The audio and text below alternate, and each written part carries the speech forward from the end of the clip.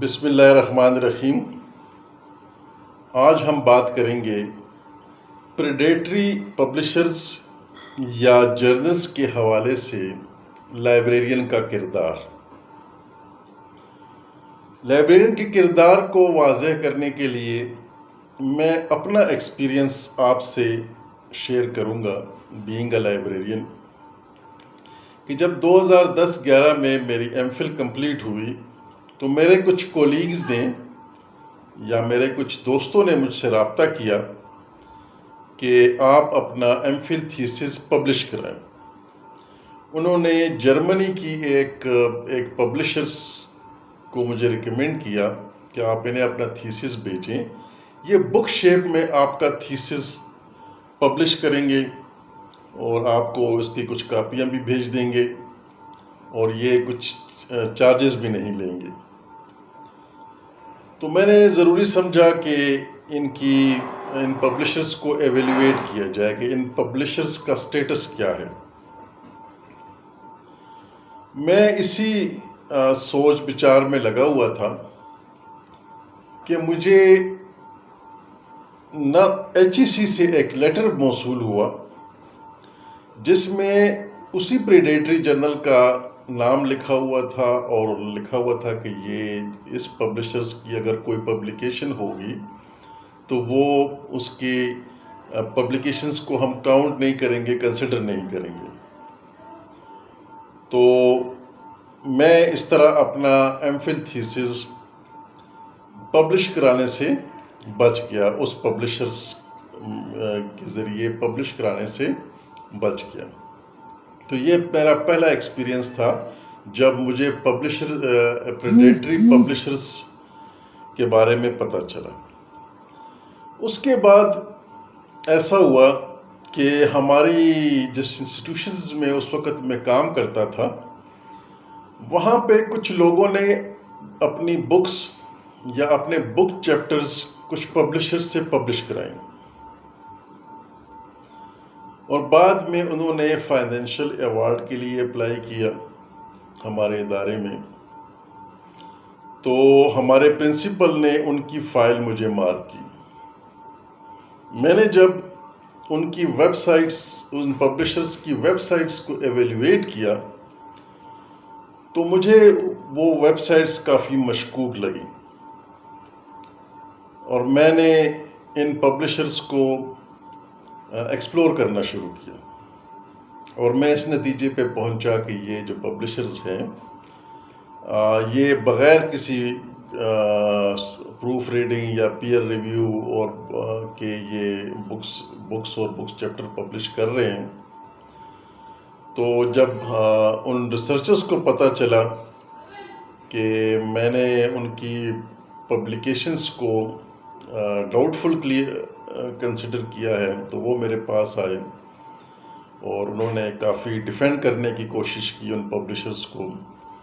اور انہوں نے مجھے کافی قائل کرنے کی کوشش کی کہ یہ جو پبلشر ہیں یہ ٹھیک ہیں اور ان سے آپ ہمارے جو ریسرچ پبلیکیشنز ہیں اس کو ایکسیپٹ کریں۔ لیکن میں نے جب ان کو کافی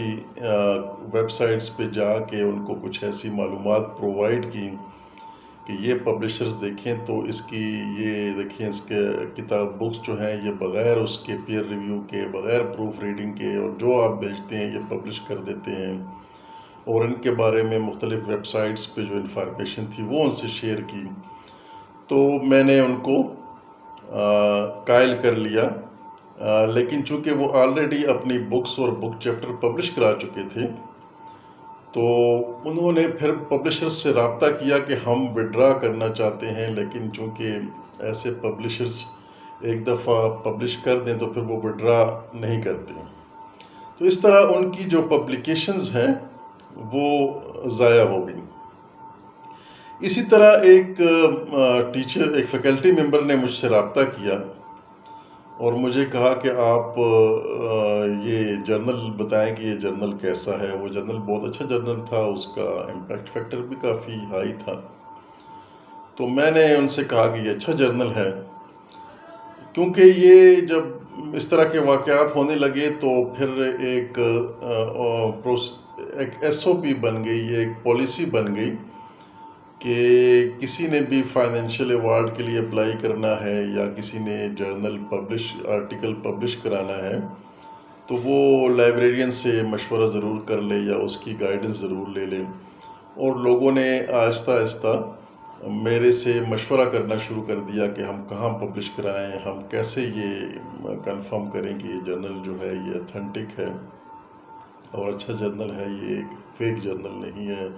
یا فیک پبلشر نہیں ہے. تو میں ان کو اپنے اس کے حساب سے انہیں گائیڈنس دیتا تھا. تو لہٰذا انہوں نے مجھ سے، فیکلٹی ممبر نے کہا کہ یہ آپ دیکھیں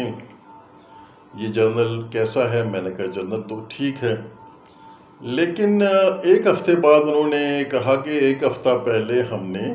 اپنا آرٹیکل اس جرنل کو سبمٹ کیا تھا اور وہ ایکسیپٹ ہو گیا اور اب وہ فیس ہم سے مانگ رہے ہیں. آرٹیکل ہمارا ایکسیپٹڈ ہے لیکن ہم آپ سے پوچھنا چاہ رہے ہیں کہ یہ اتنا جلدی ہمارا آرٹیکل ایکسیپٹ کیسے ہو گیا. تو مجھے پھر شک پڑا. میں نے ان سے وہ ویب سائٹ کا ایڈریس لیا، میں نے اس ویب سائٹ پہ دیکھا تو ایک ڈپلیکیٹ اور ایک فیک ویب سائٹ بنی ہوئی تھی اسی جرنل کی جو کہ اصل نہیں تھی. اگر آپ اس کو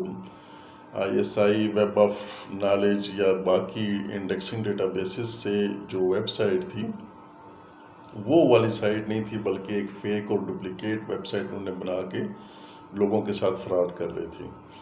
تو میں نے پھر ان سے انہیں بتایا کہ یہ ایک فیک ویب سائٹ ہے اسی جرنل کی،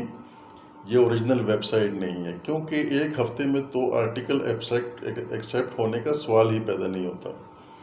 کیونکہ جب آپ آرٹیکل سبمٹ کرتے ہیں تو 2-3 مہینے تو آپ کی ایڈیٹوریل بورڈ ہی اس کو لگا دیتا ہے پروسیس کرنے میں، پھر وہ پیئر ریویو کے لیے جاتا ہے. تو اگر آپ کا آرٹیکل پرفیکٹ بھی ہو تو 6 مہینے کم از کم آرٹیکل کو ایکسیپٹ ہونے میں لگ جاتے ہیں. اور اگر اس میں چینجز آنا شروع ہو جائیں، اگر ریویورز اس میں کچھ چینجز لگا دیں، عموماً ریویورز چینجز لگاتے ہیں، سجیشنز دیتے ہیں، ریکمنڈیشنز دیتے ہیں، تو سال یا اس سے زیادہ بھی لگ جاتا ہے پیپر کو پبلش ہونے میں. تو یہ میرا دوسرا ایکسپیرینس تھا، ایک تو پریڈیٹری پبلشر کے حوالے سے اور پھر یہ فیک ویب سائٹس کے حوالے سے. تو اس طرح کے جب فراڈ ہونے لگے اور لوگ اس کا شکار ہونے لگے تو اس کے بعد مجھے یہ ٹاسک دیا گیا کہ میں لوگوں کو گائیڈ کروں اور لوگوں کو بتاؤں اور لوگوں کو اویئرنیس دوں ایسے جرنلز کے بارے میں. پھر جو بیل کی جو لسٹ ہے وہ میں نے سرکولیٹ کیے فیکلٹی ممبرز اور ریسرچ اسٹوڈنٹس کے درمیان اور ان کو گائیڈ کرنا شروع کیا. اور اس کے بعد تمام جو فیکلٹی ممبر تھے یا جو ریسرچ اسکالر تھے وہ پیپر سبمٹ کرنے سے پہلے یا کسی پبلشر میں کسی جگہ اپنا بک چیپٹر بھیجنے سے پہلے یا کسی کانفرنس میں اپنا پیپر سبمٹ کرنے سے پہلے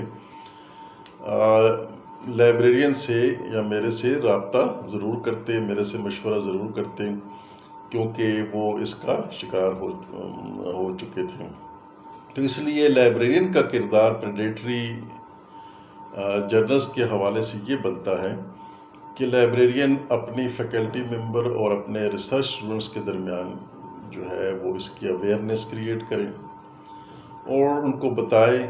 کہ ایسے جرنلز کا طریقہ کار کیا ہوتا ہے، ایسے جرنلز کیسے آپ کو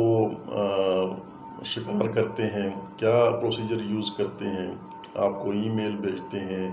ایسے پبلشر کی نشانیاں کیا ہیں، یہ کیسے آپ آئیڈینٹیفائی کریں گے کہ کوئی پبلشر جو ہے وہ یا کوئی جرنل جو ہے وہ پریڈیٹری ہے اور لیجیٹیمیٹ جرنل نہیں ہے. اور دوسرا، جرنل کو آپ کیسے پتہ کریں گے کہ کون سا جرنل لیجیٹیمیٹ ہے. اس کے لیے HEC کی جو جرنل ریکگنیشن سسٹم ہے اس میں جا کے ان کو اویئرنیس دیں کہ اس میں جا کے چیک کریں، اس کی کیٹیگری چیک کریں، W کیٹیگری ہے، X کیٹیگری ہے، Y کیٹیگری ہے، کہ W کیٹیگری کیا ہوتی ہے، Y کیٹیگری کیا ہوتی ہے، X کیٹیگری کیا ہوتی ہے۔ تو W کیٹیگری جو ہے وہ جس طرح کہ آپ کو معلوم ہے کہ سب سے ہائیسٹ کوالٹی کے جو جرنلز ہیں وہ W کیٹیگری میں ہوتے ہیں، اور جو درمیانے درجے کے ہوتے ہیں وہ X میں ہوتے ہیں، اور Y میں جو سب سے جو لو کیٹیگری ہیں وہ Y کیٹیگری میں آتے ہیں۔ پھر جو directory of open access journal ہے، پھر اس طرح جو مشہور ڈیٹا بیسز ہیں، indexing data bases, PubMed ہے، ویب آف سائنس ہے، اسکوپس ہے، تو ان کو ہم نے اویئرنیس دینی ہے کہ لیجیٹیمیٹ جرنلز کو ویریفائی کرنے کا کیا طریقہ ہے اور ان لیجیٹیمیٹ جرنل کو آئیڈینٹیفائی کرنے کا کیا طریقہ ہے۔ تو اس لحاظ سے لائبریرین یا LIS پروفیشنلز کا رول بڑا اہم ہے ریسرچ کی فیلڈ میں، کہ وہ لوگوں کو اویئرنیس دیں، انہیں پریڈیٹری جرنل سے بچائیں اور انہیں اچھے جرنل کی نشاندہی کریں، تاکہ وہ ان کی ریسرچ جو ہے وہ ضائع ہونے سے بچے اور وہ اچھے جرنلز میں اچھے پبلشرز سے اپنی بکس پبلش کرائیں۔ بہت شکریہ، تھینک یو ویری مچ، اللہ حافظ۔